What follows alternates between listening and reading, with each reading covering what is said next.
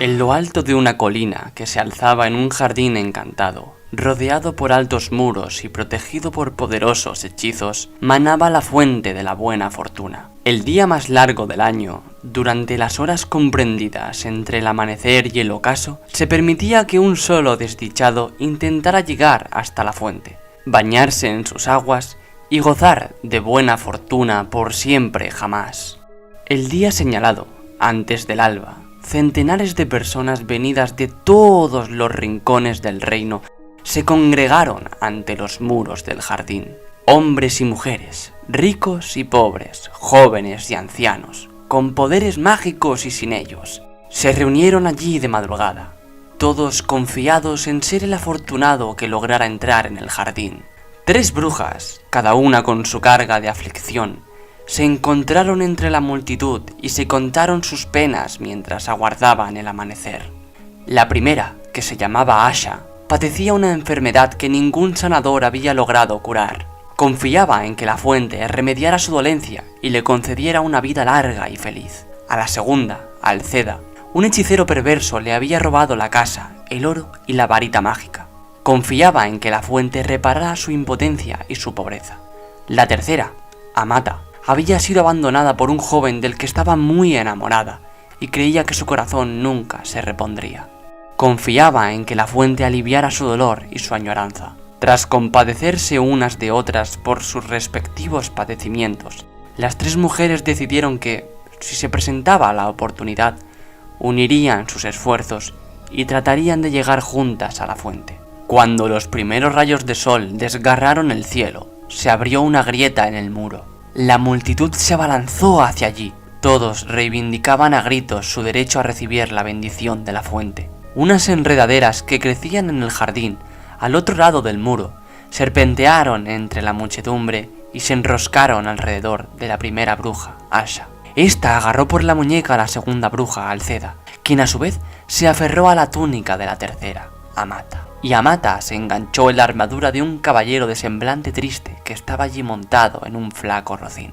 La enredadera tiró de las 3 brujas y las hizo pasar por la grieta del muro, y el caballero cayó de su montura y se vio arrastrado también. Los furiosos gritos de la defraudada muchedumbre inundaron la mañana, pero al cerrarse la grieta todos guardaron silencio. Asha y Alceda se enfadaron con Amata, porque sin querer había arrastrado a aquel caballero.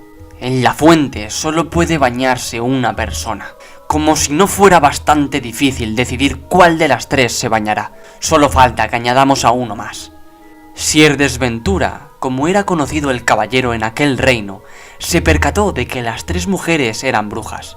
Por tanto, como él no sabía hacer magia ni tenía ninguna habilidad especial que lo hiciera destacar en las justas o los duelos con espada, ni nada por lo que pudieran distinguirse los hombres no mágicos, se convenció de que no conseguiría llegar antes que ellas a la fuente. Así pues, declaró sus intenciones de retirarse al otro lado del muro. Al oír eso, Amata también se enfadó. «Hombre de poca fe, desenvaina tu espada, caballero, y ayúdanos a lograr nuestro objetivo».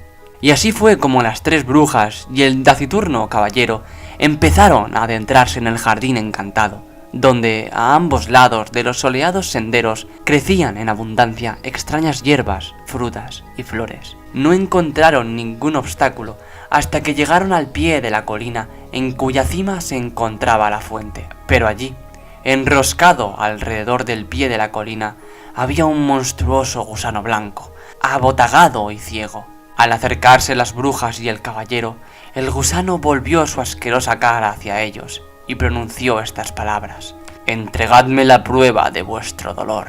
Sir Desventura desenvainó la espada e intentó acabar con la bestia, pero la hoja se partió. Entonces Alceda le tiró piedras al gusano, mientras Asha y Amata le lanzaban todos los hechizos que conocían para inmovilizarlo o dormirlo.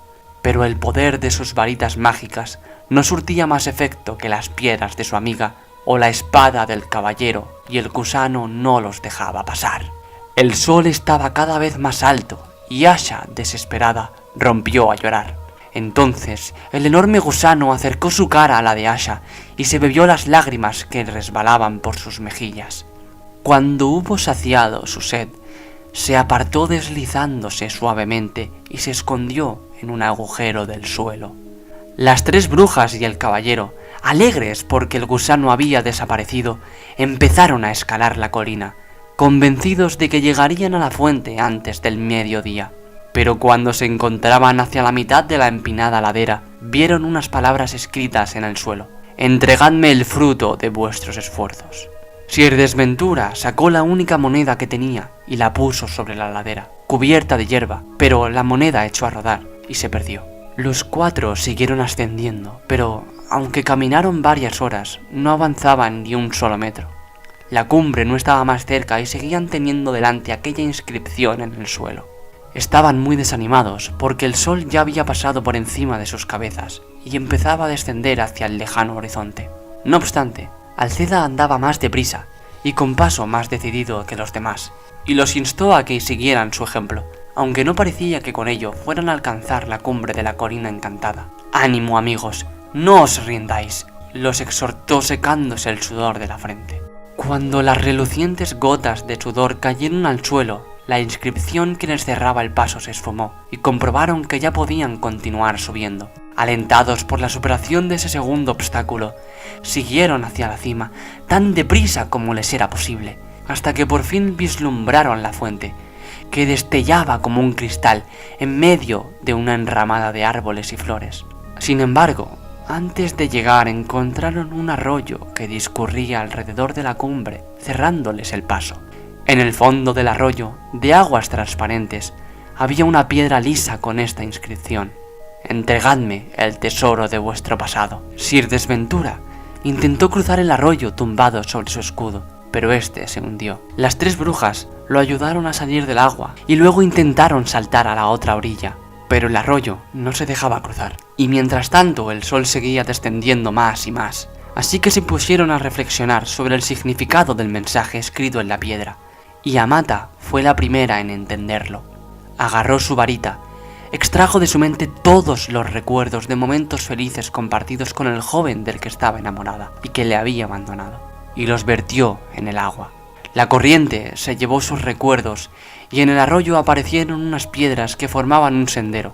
De ese modo, las 3 brujas y el caballero pudieron cruzar por fin al otro lado y alcanzar la cima de la colina. La fuente brillaba ante ellos, entre hierbas y flores de una belleza y una rareza extraordinarias. El cielo se había teñido de rojo rubí. Había llegado el momento de decidir quién de ellos se bañaría en la fuente. Pero antes de que tomaran esa decisión, la frágil Asha cayó al suelo. Extenuada por la agotadora escalada, estaba a punto de morir. Sus 3 amigos la habrían conducido hasta la fuente, pero Asha, agonizante, les suplicó que no la tocaran. Entonces Alceda se apresuró a recoger todas las hierbas que le parecieron útiles, las mezcló en la calabaza donde Sir Desventura llevaba el agua y le dio a beber la poción de Asha. Entonces Asha se incorporó y al cabo de un instante ya se tenía en pie. Más aún, todos los síntomas de su terrible enfermedad habían desaparecido. «Estoy curada, ya no necesito bañarme en la fuente». «Que se bañe Alceda», pero ésta se encontraba muy entretenida recogiendo más hierbas en su delantal. «Si puedo curar esa enfermedad, ganaré muchísimo oro. Que se bañe Amata». Sir Desventura hizo una reverencia invitando a Amata a acercarse a la fuente, pero ella negó con la cabeza. El arroyo había hecho desaparecer toda la añoranza que sentía por su amado, y de pronto comprendió que aquel joven había sido cruel y desleal, y que en realidad debía alegrarse de haberse librado de él. «Buen señor, sois vos quien debe bañarse, como recompensa por vuestra caballerosidad». Haciendo sonar su armadura, el caballero avanzó bajo los últimos rayos del sol poniente y se bañó en la fuente de la buena fortuna, asombrado de ser el elegido entre centenares de personas y sin dar crédito a su gran suerte. Cuando el sol se ocultaba tras el horizonte, Sir Desventura emergió de las aguas, luciendo todo el esplendor de su triunfo, y se arrojó con su herrumbrosa armadura a los pies de Amata, que era la mujer más buena y más hermosa que jamás había conocido. Exaltado por el éxito, le suplicó que le entregara su corazón, y a Amata, tan embelesada como él, comprendió que por fin había encontrado a un hombre digno de ella. Las 3 brujas y el caballero bajaron juntos de la colina, agarrados del brazo, y los 4 tuvieron una vida larga y feliz, y ninguno de ellos supo ni sospechó jamás que en las aguas de aquella fuente no había ningún sortilegio.